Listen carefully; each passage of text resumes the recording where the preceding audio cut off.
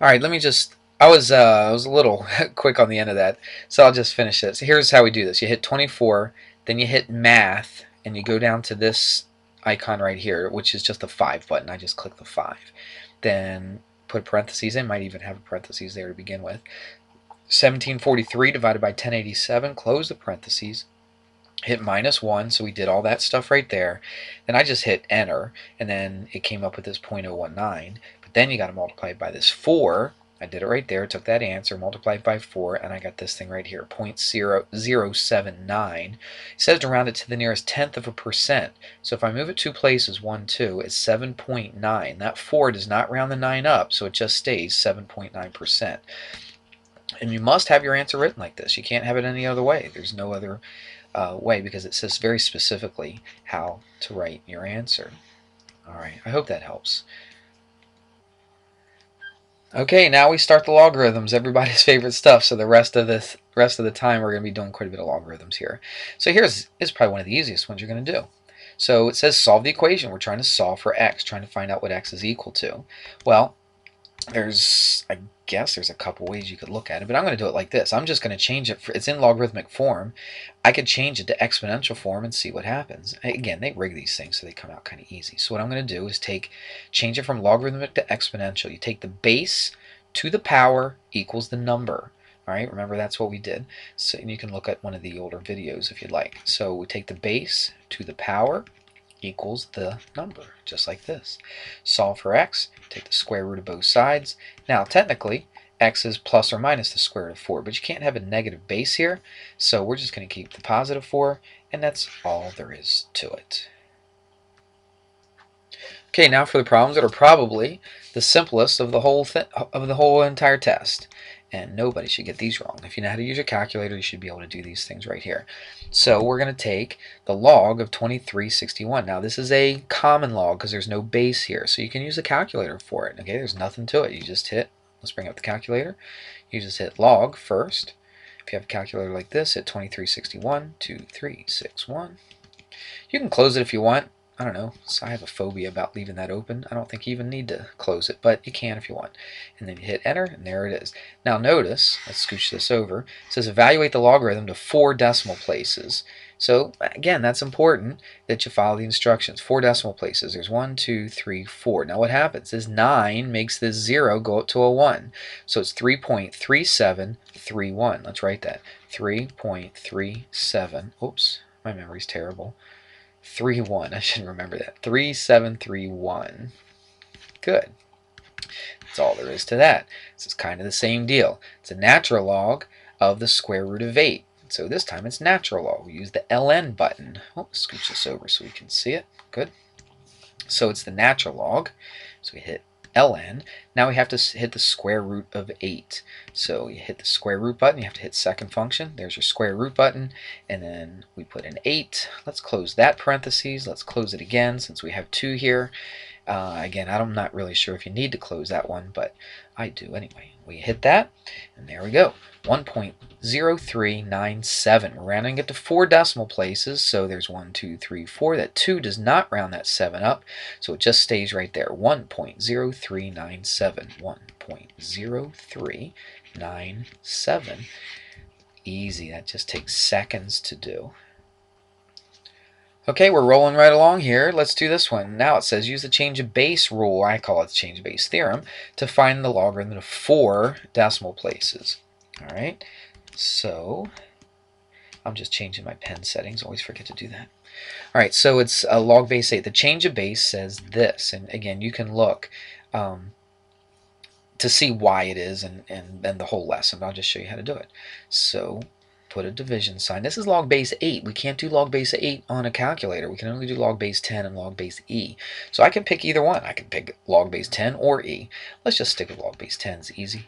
So we hit the log of this number right here, this big number. Now it's not necessarily numerically, okay, it's the larger, okay, physically larger than this little number down here.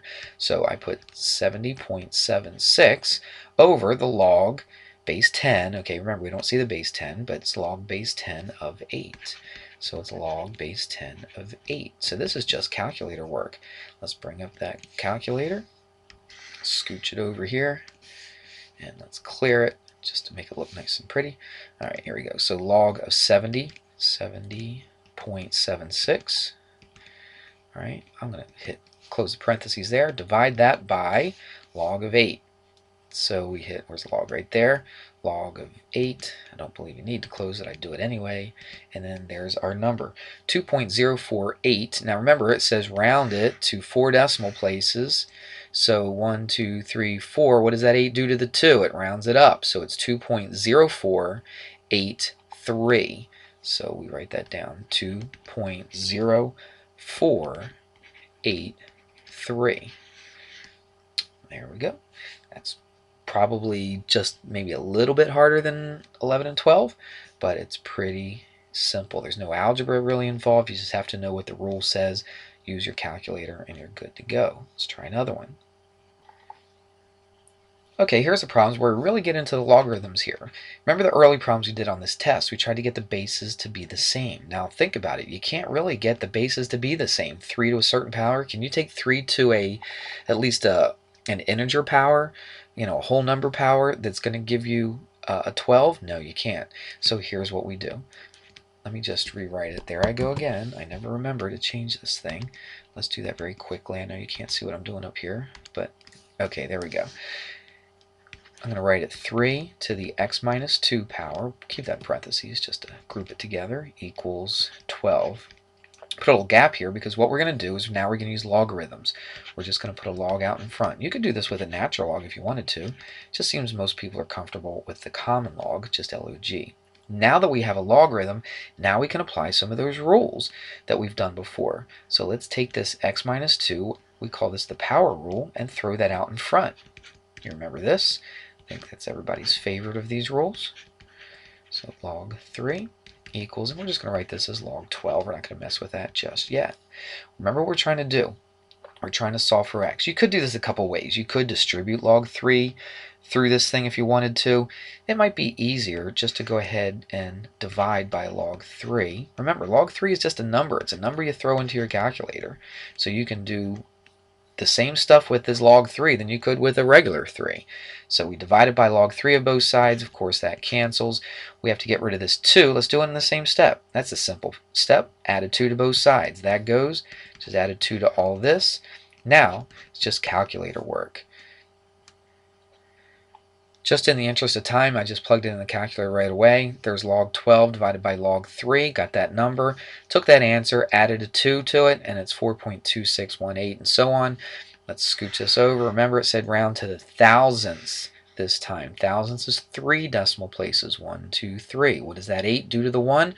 Rounds it up. 4.262. 4.262. There you go. Let's do number 15. Let's do it right here. So we'll do 14 here, and we'll do 15 over here. So let's rewrite it. I have 6e to the 6x plus 3 power equals 36. Well, look at this. Well, first of all, I'm looking at this 6. This 6 is being multiplied by this stuff right here. So remember, back in Algebra 1, how do you get rid of something that's being multiplied? You divide. Divide this side by 6 and divide this side by 6. So let's rewrite it. That just kind of makes things a little easier for us, I believe. Alright, so there we go. That's what we have. There's no way to get those bases the same, so what we're going to do is take the log of both sides. Now remember what I said before, you could take the natural log or the common log. We decided to just go with common log here. Now right here is a different story. Since this base is e, I think it's going to make much more sense to take the natural log. If you understand that, because watch, we have a rule that says this natural log and this e actually is a 1, and we'll just say they cancel out. We say that for a lot of things, but we'll just say it cancels out. So you're left with 6x plus 3 equals natural log of 6. Now we just solve for x, easy. Subtract 3, got rid of this, divide that whole thing by 6, we got rid of that. So x equals, let's throw that in no calculator. Alright, just for sake of time, I just did it while I paused, and there it is. It's the natural log of 6 minus 3, just like we have up top. I hit enter and got a number, and then I took that answer and divided it by 6, just like we have right here, and this is what I get. Round to the nearest thousandths, 3 places, 1, 2, 3. That 3 does not round that 1 up, so it's going to be negative 0.201. 201. And there it is. All right, let's go to the next video.